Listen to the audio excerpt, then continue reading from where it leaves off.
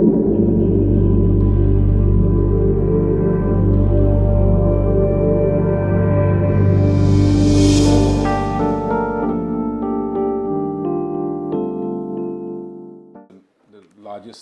ethnic magazine running in Australia. We're having 5 different editions. Oh, how nice. I'm Rajesh from Indus. That's what And where does it come out from? It comes from Sydney, Melbourne, Perth, Adelaide, Brisbane. Oh, wow. All 5, and all are 5 different editions. Fabulous. I should have got the Adelaide edition where your son is on the front page. Oh, really? For his tour for Orissa, he went for some work in Orissa. Yes, on a charity work. Charity yes, work, yes. and we got that entire episode from US company, and we had carried it as a front page. I forgot to put that. I'm sorry. You would have loved to see him. You can always send it to us. We'll have a look at it. Thank you. Thank you very much. Thank you very much, sir, for giving us a time to come and see you. No, not at all. It's my pleasure. 15 hours of flying doesn't make... This is the happiest moment of me, because I have been following you from, I think from Gingy. That time I was very young, and you're my idol, and you have always been my idol. Thank you so much. Thank you. The energy, and you're a vegetarian, you keep your regime where you sleep early, you get up early, you're always on time. You've got the best of everything. How do you manage to do all that? Actually, a lot of people say the other thing. They say that, I don't sleep, I work late at night. But yeah, I think that one of the things in being a professional is to, just to be able to follow certain professional ethics. And that's a given, I guess. So if someone needs you at a particular time, you get there on time. If you can't, you apologize and say you're going to be late. But I think these are very normal ethics in professionalism. As far as the quantity of work is concerned, if you schedule it in a proper manner, it all works out fine. And my schedule department, works a little overtime to fit in all my appointments and engagements and work engagements as well. So it works out fine. I know I'm getting away from the questions of Bhutnath, but I saw the Coffee with Karan with you and your daughter long time back. It's not very long.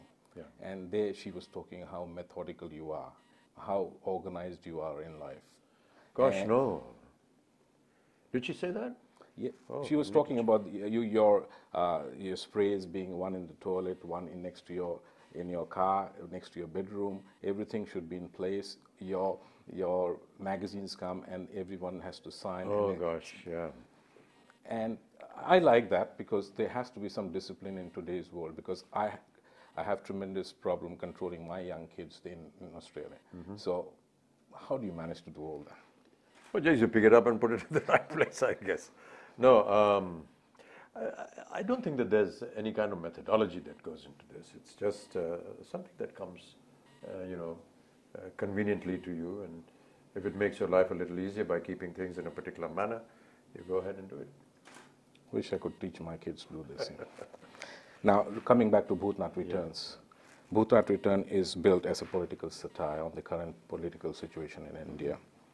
And do you think the release of the film close to the general election is trying to encash the prevailing the political... Well, I think that the release of the film and the date is purely coincidental.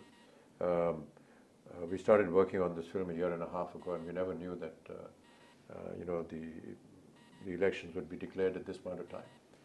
So that's purely coincidental.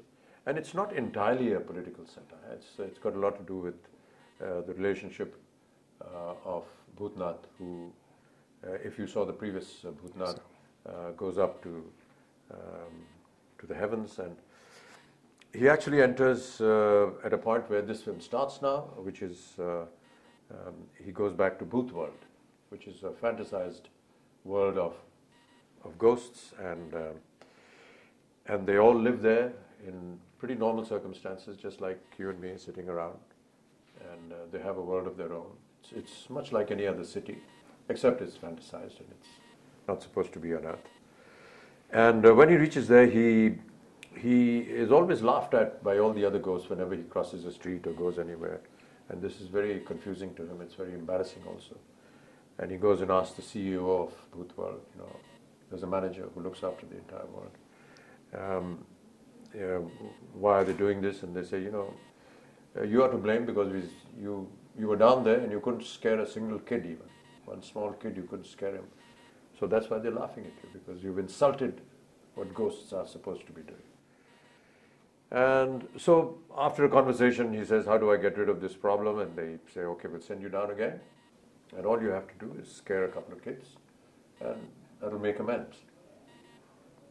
So he's sent back again, not as a human being, but as a ghost. And because nobody can see him, he tries to scare a few kids. They don't believe him because they can't see him. They laugh at him again. And he's very frustrated until one day, one more kid that he comes across is actually able to see him.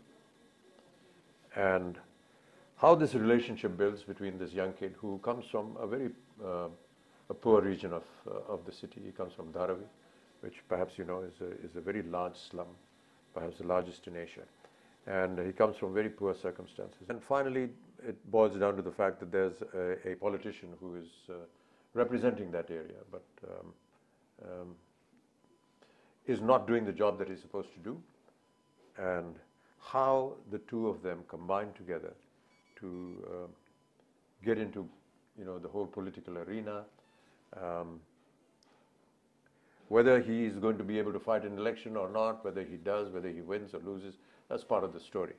But during the course of that process, there are some very pertinent points which are made in the story, which reflect the state of the nation, what needs to be done in the eyes of these two. And it's purely, done in a satirical form with some humor in it. And that really is the story of Bhoot Returns. So it has a wider spectrum, so you'll take it from the youngsters to yes, to we kids. hope, yes, it'll go from the kids and, how they deal with the ghost in the beginning, and then how it becomes slightly more mature and taking on some of the issues that are facing all of us, in the present state. Your journey in life has been incredible. You have seen from your first movie, South Hindustani, to Bhoot Returns.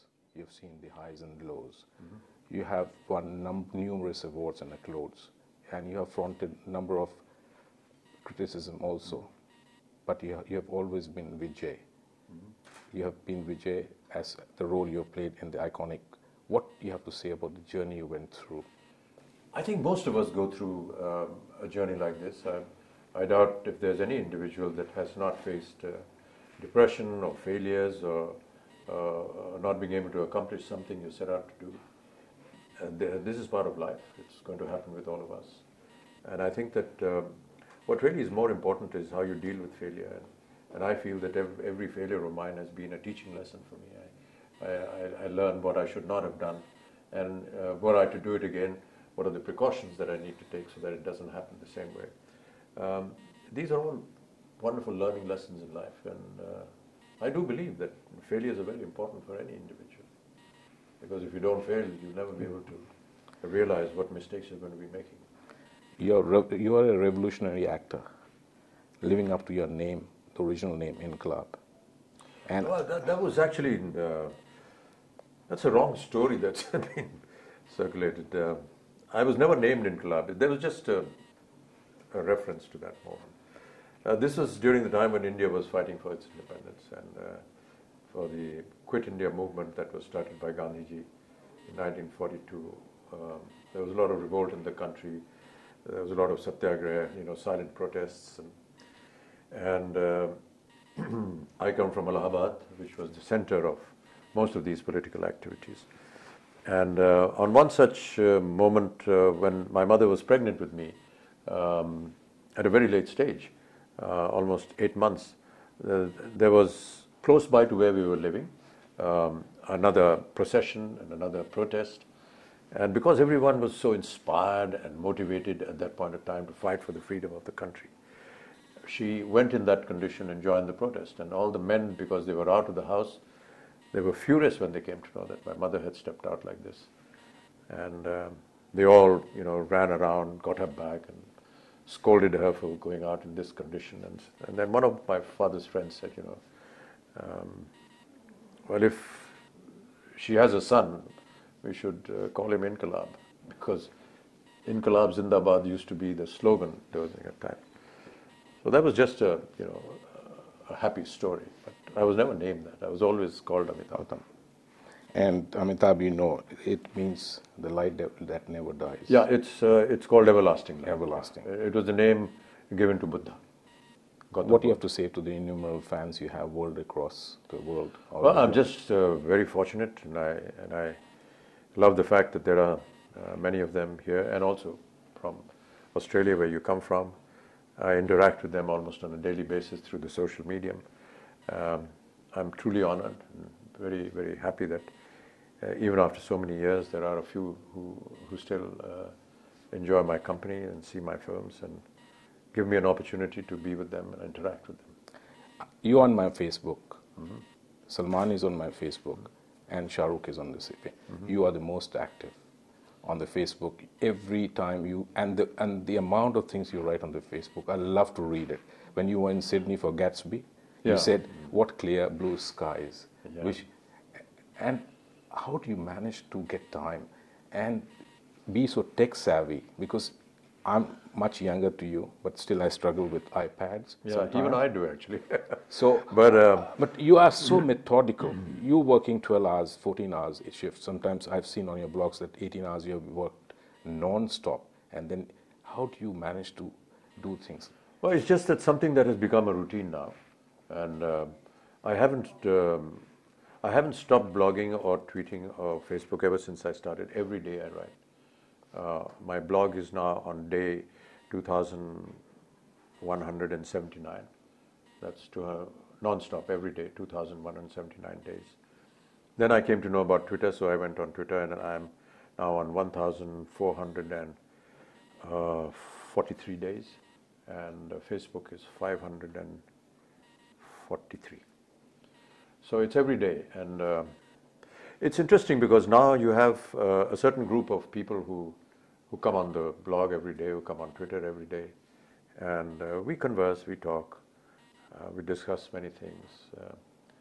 It's wonderful to know that they are expectant of you whenever you come on, and they come on at the same time.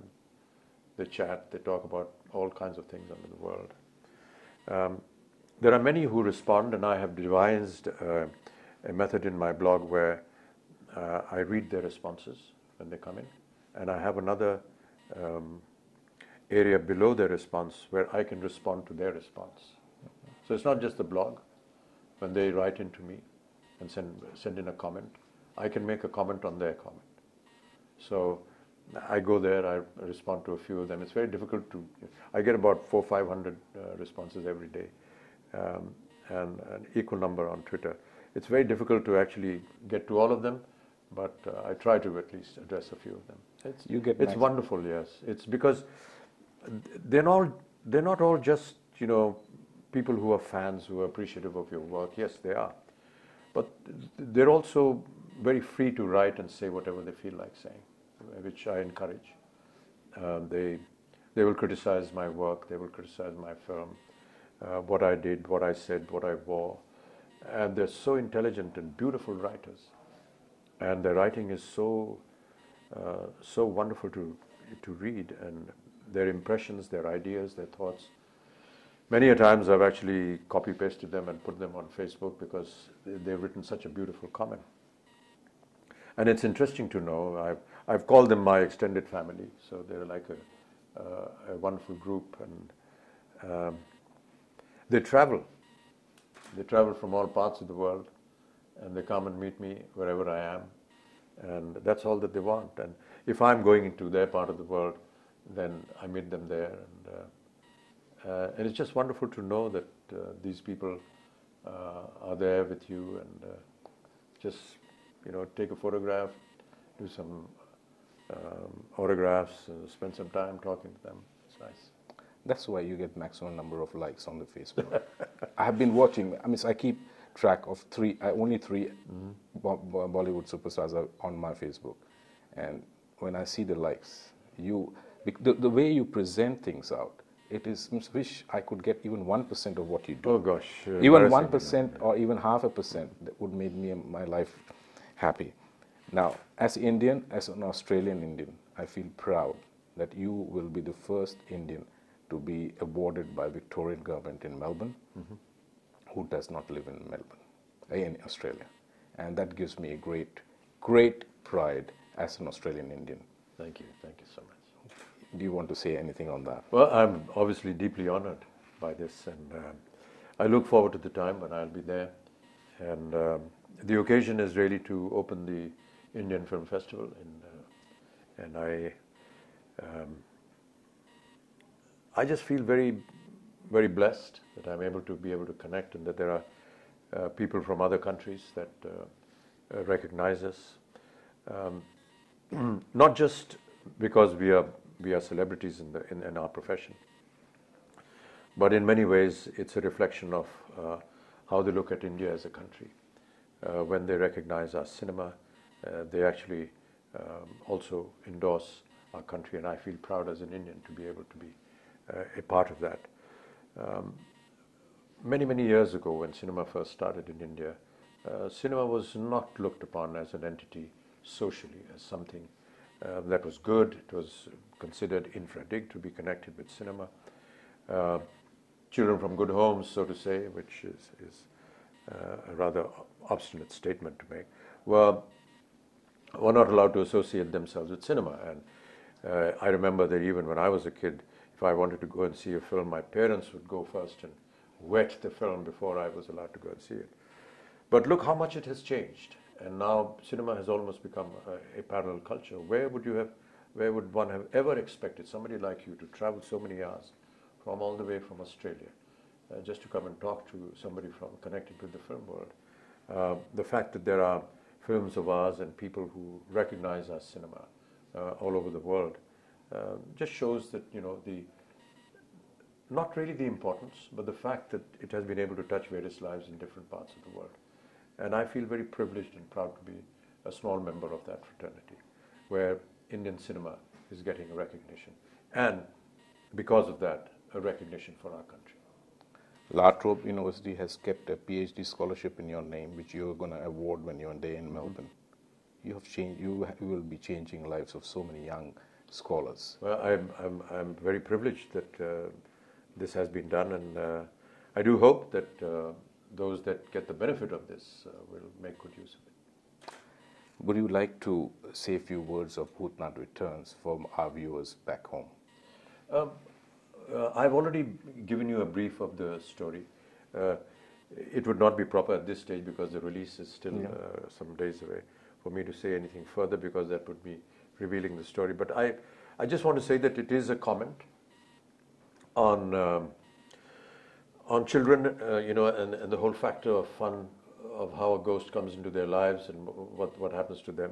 It's also a comment on the present state of the country, whether there are social issues, moral issues, political issues which need to be addressed. And they've been done very interestingly through the medium of a ghost and a young kid. And as I said, it's a satire. It's not in your face, but I think it's been beautifully woven into a wonderful story. And these issues, they keep coming up. And I think that they're very pertinent. They're pertinent for any kind of civilization. So it's an all-embracing content, which I feel you will enjoy. Thank you very much, sir, for your time. Thank you. I have to thank B for you for getting me this interview. I have to thank Vikas Paul, Friends Entertainment, who's your distributor in Australia, Right. and the travel sponsor, Air India. Thank you very much, sir, for giving us the time, and see you in Melbourne shortly. Yeah.